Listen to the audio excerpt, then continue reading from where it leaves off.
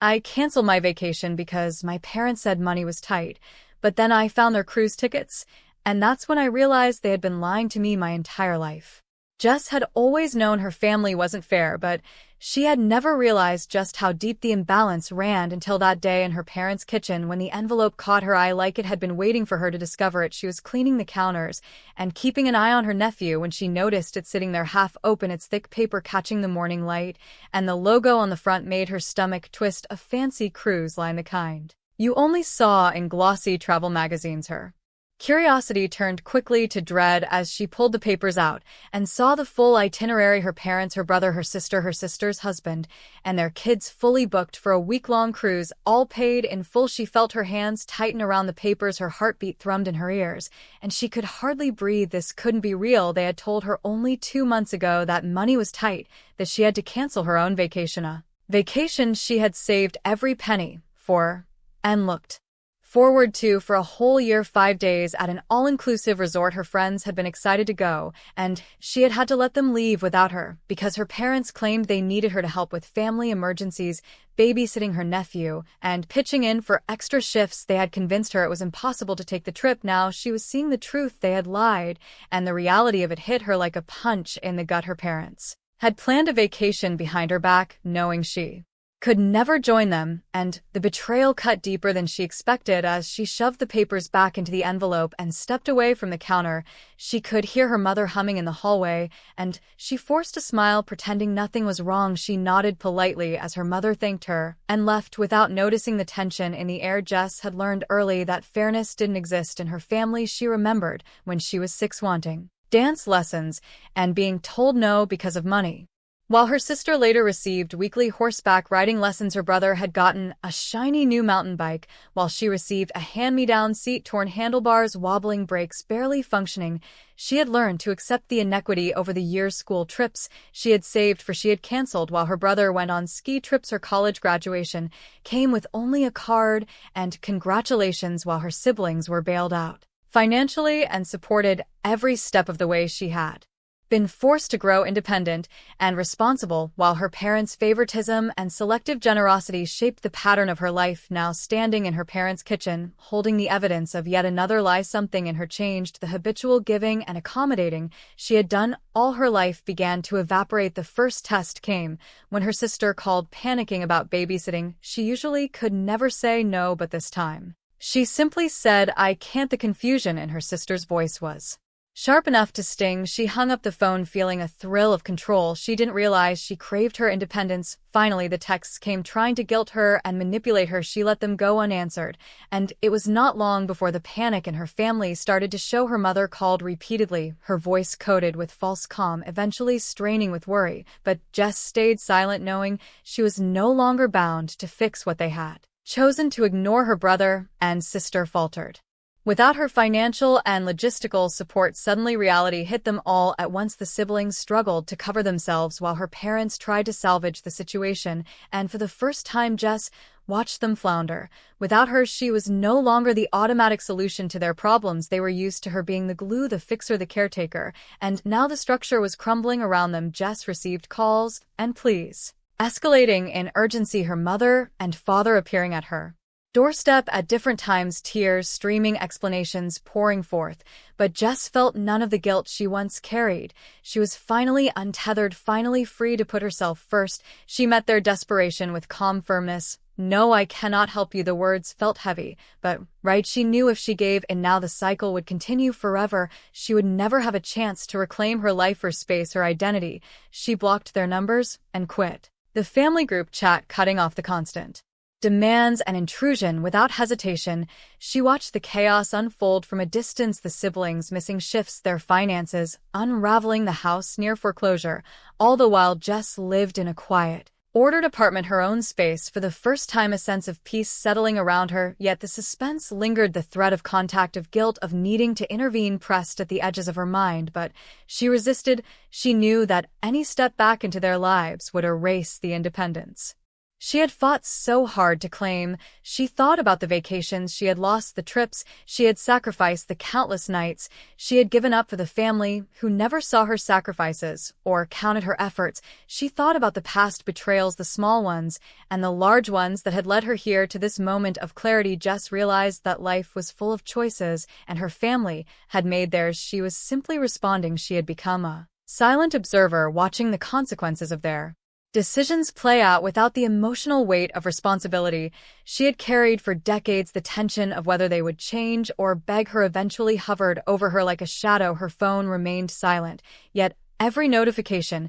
could bring a flood of reminders that they existed in the world of her life. Still, Jess felt a pulse of something new, exhilaration and fear intertwined. She had learned to survive through compliance and compromise, but now she had a new strategy: observation and detachment, and that strategy was thrilling. She moved through her days immersed in her work and new friendships, exploring moments of romance that she had long postponed. The attention of someone who saw her as a whole person and not merely a caretaker stirred emotions Jess had buried long ago. She laughed and smiled without guilt, her choices guided by desire and instinct rather than obligation. She began to travel for herself, to see places she had dreamed of when she was a child and had been told money was tight. She let herself linger in cafes she had always skipped to save pennies. She bought things for herself without calculating whether she had earned them. She embraced freedom fully, yet beneath it all the memory of the cruise and the envelope lingered. Her family's betrayal, a quiet whisper at the edges of her contentment, reminding her that sometimes the deepest wounds left marks that never fully faded. Yet Jess welcomed it as a signal of her own strength. She had endured the lies, the favoritism, the inequity, and emerged not embittered but sharp and awake, her heart open to love, her mind free to act, her body willing to rest and explore her own boundaries. She had come to a place where the past and present collided, and the suspense of what her family might do next remained a tantalizing ghost. She knew the choice to step away was irrevocable. The cost of inaction weighed against the liberation of action, and she balanced it all with a quiet, unshakable certainty. In the early mornings, she drank her coffee by the window, feeling the city wake around her, watching lives move in a rhythm she had once denied herself. She smiled, thinking of herself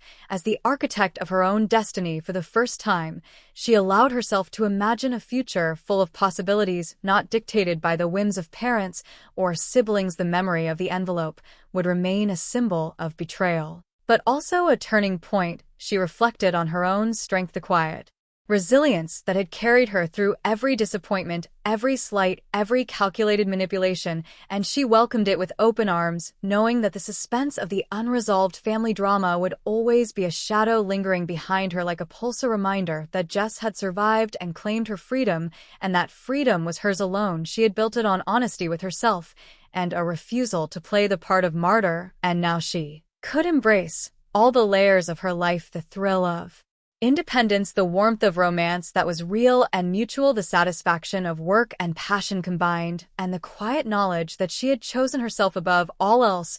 Yet the story didn't fully end. The envelope had been found, but the consequences of her decision rippled outward. Her family teetered on the brink of collapse, her siblings learning hard lessons in responsibility, her parents facing the consequences of their earlier deceit, and yet she remained a spectator, able to intervene if she chose, but unwilling to break the fragile structure she had constructed around her own life. Jess had learned to walk forward, unafraid to shut the door. Literally and metaphorically, she had accepted that the suspense of what they might do next would never fully dissipate, and it excited her, knowing she had the power to remain untouched by their chaos. She spent evenings thinking of what could have been vacations she could have taken, love she could have explored earlier, years she could have reclaimed in memory and imagination. She let herself dream wildly, without constraint. She let herself feel desire without obligation. She let herself hope without fear. She built herself a life of depth and emotion, woven through with suspense and drama and the thrill of the unknown. She understood that life demanded choices, and she had made hers firmly and decisively. She would no longer be anyone's caretaker. At the cost of herself, she would give when she chose to give, not because she was forced to. She would love when she chose to love, and she would live fully in a world she had built without compromise, and in that construction there was romance that was slow and simmering, unexpected and thrilling. It kept her heart awake and her mind alert. She felt the tension of possibility in every encounter, knowing that one wrong move could end it or deepen it infinitely. Yet she embraced it fully, the drama of her own choices intertwined with the shadow of her family's past transgressions, creating a story that was both vibrant and taut with suspense. Jess realized that the hardest part of life was not surviving the betrayal, but surviving herself, surviving the emotions she had buried, the instinct to give too much, the urge to be needed, and she conquered it. She had become fully aware, fully present, fully alive. She understood that her parents' cruise and all the previous betrayals were catalysts, not punishments, and she accepted them as such. The thrill of independence, the rush of romance, the quiet satisfaction of emotional freedom, and the suspense of what would come next all merged into a single living current flowing through her every day. She let it carry her into experiences that would have once seemed impossible. She traveled, she laughed, she fell in love, she worked passionately, she rested deliberately, she nurtured herself, and she allowed herself to simply be. She kept the memory of her family's deceit as a cautionary marker and a fuel for her autonomy. She thrived, knowing that their panic and struggle were consequences of the choices they had made, and that she was no longer bound to fix their mistakes. She had become the architect of her own life, and the suspense of the unresolved family drama lingered as a constant reminder of her strength and her choice to never again let anyone dictate her worth or her happiness. She felt alive in a way she had never allowed herself to feel before, and she smiled, knowing that the envelope had changed everything, and yet she held nothing but clarity and power in her hands, a new chapter opening endlessly ahead of her. And as the sun dipped below the horizon, casting golden light across the city, she felt a gentle nudge in her heart, a message waiting to be opened, a new call from an unknown number. She smiled, knowing she could choose whether to answer, and that choice was hers alone. For the first time in her life, the suspense was no longer a threat, it was a reminder of freedom, a thrilling pulse that life would always be unpredictable, and that unpredictability was hers to embrace.